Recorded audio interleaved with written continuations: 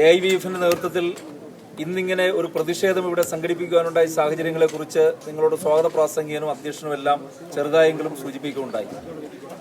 AIVF-ന്റെ നേതൃത്വത്തിൽ നമുക്കറിയാം, രാജ്യത്തെ മതേതരത്വത്തെ സംരക്ഷിക്കുന്നതിന് വേണ്ടിയിട്ട് ഒട്ടനവധിയായ പ്രക്ഷോഭങ്ങൾക്കും സമരങ്ങൾക്കുമെല്ലാം നേതൃത്വം നൽകുന്ന സംഘടനയാണ് AIVF.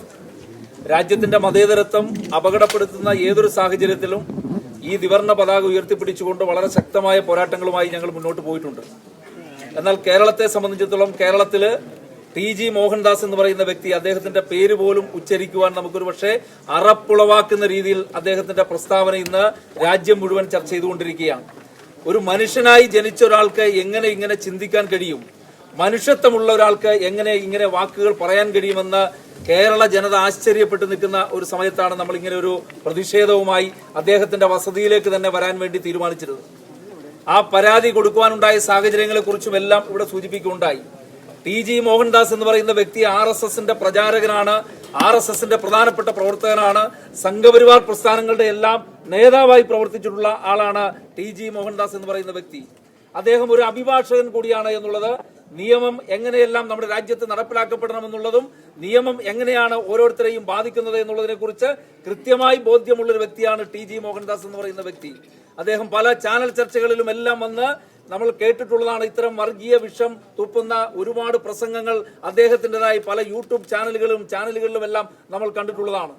അതുകൊണ്ട് തന്നെ ഈ TG മോഹൻദാസിനെ അദ്ദേഹത്തിന്റെ ഈ കഴിഞ്ഞ ദിവസം നടത്തിയ അദ്ദേഹം ഏറ്റവും ഹീനമായ ഒരു പ്രസ്താവന, അദ്ദേഹത്തിന് വിയോജിക്കുവാനായിട്ട് ഡൽഹിയിൽ നടന്ന സമരമുണ്ട്.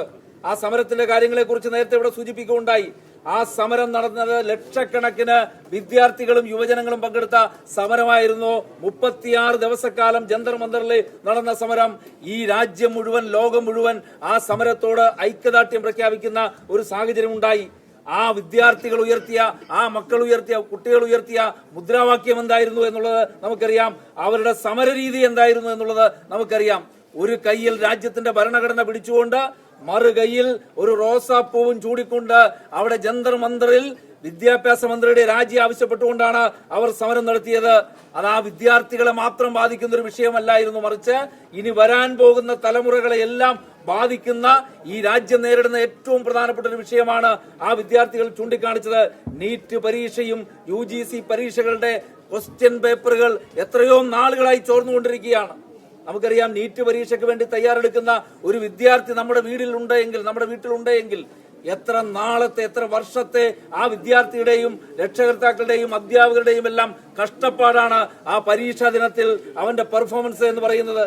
അങ്ങനെ രാജ്യത്തെ പരീക്ഷാ സംവിധാനങ്ങളെ എല്ലാം കൂടി ഏകീകരിപ്പിക്കുന്നതിന് വേണ്ടി, സുതാര്യമായി നടത്തുന്നതിന് വേണ്ടിയിട്ടാണ് കേന്ദ്ര സർക്കാർ നാഷണൽ ടെസ്റ്റിംഗ് ഏജൻസി ആരംഭിച്ചത്. അങ്ങനെ ആ പരീക്ഷകളുടെ ക്വസ്റ്റ്യൻ പേപ്പറുകളെല്ലാം ചോരുന്ന സാഹചര്യത്തിൽ ഈ രാജ്യത്തെ വിദ്യാർത്ഥികൾ സമരം ചെയ്തു. വരാൻ പോകുന്ന തലമുറയ്ക്ക് വേണ്ടി അവർ സമരം ചെയ്തു. അവരെ അടിച്ചമർത്തുവാൻ തീരുമാനിക്കുമ്പോൾ ആ സമരത്തിന് മുന്നിൽ അടിച്ച പോലീസുകാർക്ക് അവർ തിരികെ റോസാപ്പൂ നൽകിക്കൊണ്ട് ആ സമരത്തിന്റെ സന്ദേശം എന്താണ് എന്ന് അവർ പറയുകയുണ്ടായി. തല്ലാൻ വരുന്ന പോലീസുകാർക്ക് മുമ്പിൽ ജനഗണമന ചൊല്ലിക്കൊണ്ട് രാജ്യസ്നേഹം എന്താണ് എന്ന് അവർ പ്രകടിപ്പിക്കുകയുണ്ടായി. ആ വിദ്യാർത്ഥികളെ കുറിച്ച് 17ഉം 18ഉം വയസ്സ് മാത്രമുള്ള ആ വിദ്യാർത്ഥികൾ ഈ രാജ്യത്തിന്റെ പരീക്ഷാ സംവിധാനം അട്ടിപ്പറിക്കപ്പെടുന്ന സാഹചര്യം ഉണ്ടാകുന്നു. ക്വസ്റ്റ്യൻ പേപ്പറുകളെല്ലാം ഡാർക്ക് വെബ് പോലുള്ള സൈറ്റുകളിൽ 6 ലക്ഷം രൂപയ്ക്കും 7 ലക്ഷം രൂപയ്ക്കും വിതരണം ചെയ്യുന്ന സാഹചര്യം ഉണ്ടായി. അവിടെയാണ് ആ വിദ്യാർത്ഥികൾ സമരത്തിന് പോയത്. അവിടെയാണ് കേന്ദ്ര സർക്കാർ അവരെ അടിച്ചമർത്തുവാൻ തീരുമാനിച്ചത്. അവർ നടത്തിയ സഹന സമരമുണ്ട്. ആ സമരത്തിനകത്ത് പങ്കെടുത്ത പെൺകുട്ടികളുണ്ട്. നമ്മുടെ എല്ലാം വീടുകളിൽ നിന്നുൾപ്പെടെ പോയ ചെറിയ മക്കളുണ്ട്. 17ഉം 18ഉം 20ഉം വയസ്സ് പ്രായമുള്ള വിദ്യാർത്ഥിനികൾ അടക്കമുള്ളവർ പോയി അവിടെ തല ഉയർത്തിപ്പിടിച്ചുകൊണ്ട് സമരം സംഘടിപ്പിക്കുകയുണ്ടായി. ഈ മഹാൻ പറയുന്നത്, ഈ TG മോഹൻദാസ് എന്ന് പറയുന്ന വ്യക്തി പറയുന്നത്, അവിടെ പോയ പെൺകുട്ടികളെല്ലാം ബലാത്സംഗം ഇഷ്ടപ്പെടുന്നവരാണ് എന്നുള്ളതാണ്. ഒരു മനുഷ്യനെ അങ്ങനെ ചിന്തിക്കാൻ കഴിയുന്നുണ്ട് എങ്കിൽ അയാൾ മനുഷ്യനാണോ എന്നുള്ളത് അയാൾ തന്നെ വിലയിരുത്തേണ്ട കാര്യമാണ്. ഞങ്ങൾ അതിന് മാർക്കിടാനൊന്നും പോകുന്നില്ല. TG മോഹൻദാസിന് മാർക്കിടാനൊന്നും AIVF എന്ന് പറയുന്ന സംഘടന പോകുന്നില്ല. പക്ഷേ ഇങ്ങനെ ഒരു വർഗീയ പരാമർശം നടത്തിയതിനു ശേഷം ഞെളിഞ്ഞ് ഈ കേരളത്തിന്റെ മണ്ണിലൂടെ നടക്കാമെന്ന് TG മോഹൻദാസിന് മോഹമുണ്ട് എങ്കിൽ അത് 4ആയി മടക്കി പോക്കറ്റിൽ വെച്ചാൽ മതി എന്നുള്ളതാണ് AIVF പറയുന്നത്. കേരളത്തിലെയും ഇന്ത്യയിലെയും നിയമവ്യവസ്ഥയിൽ ഞങ്ങൾക്ക് വിശ്വാസമുണ്ട്. ഈ പരാമർശം ഉണ്ടായപ്പോൾ അദ്ദേഹം പിന്നെന്താ പറഞ്ഞത്? ഈ പെൺകുട്ടികളുടെ സ്ത്രീത്വത്തിനെതിരായിട്ടുള്ള പരാമർശം കൂടാതെ അദ്ദേഹം പറഞ്ഞ മറ്റു കാര്യം എന്താണ്?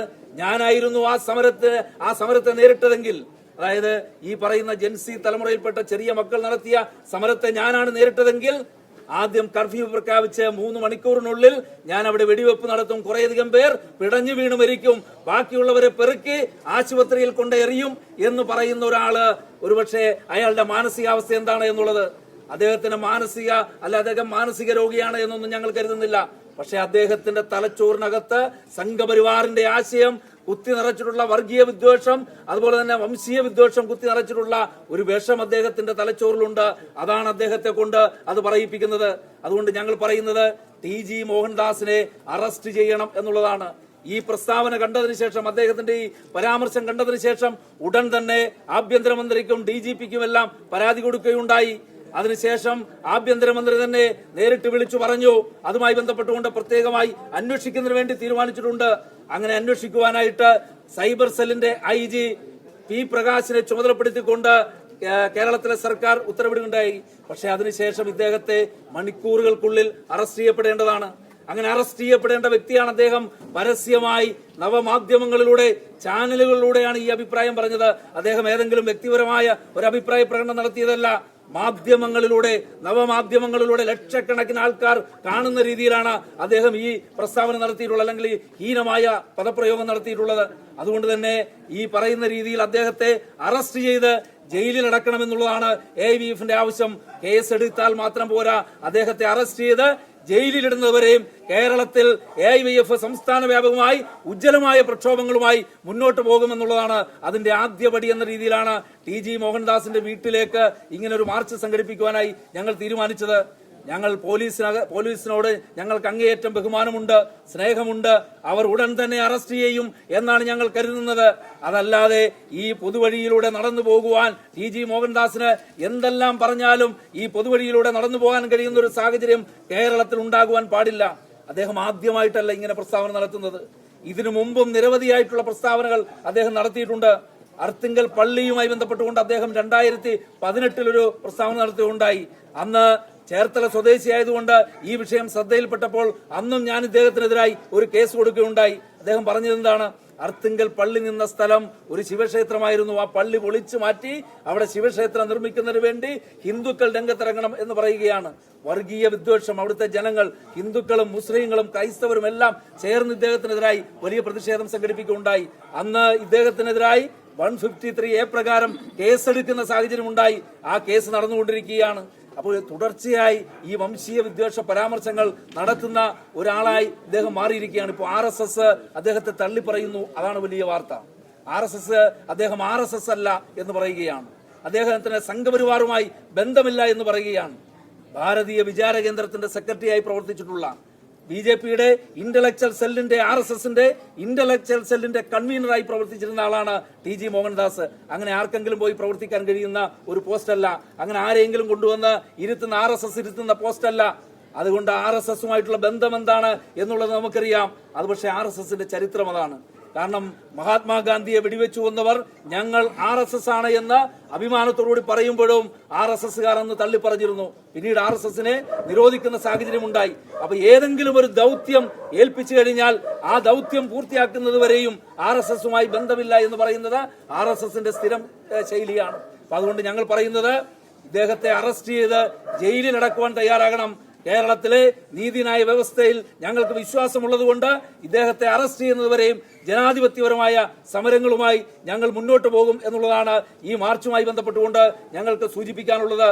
ഇദ്ദേഹം ഇവിടെ താമസിക്കുന്ന ഒരാളാണ് എന്നാണ് ഞങ്ങൾ അറിഞ്ഞത്, മനസ്സിലാക്കാൻ കഴിഞ്ഞത്.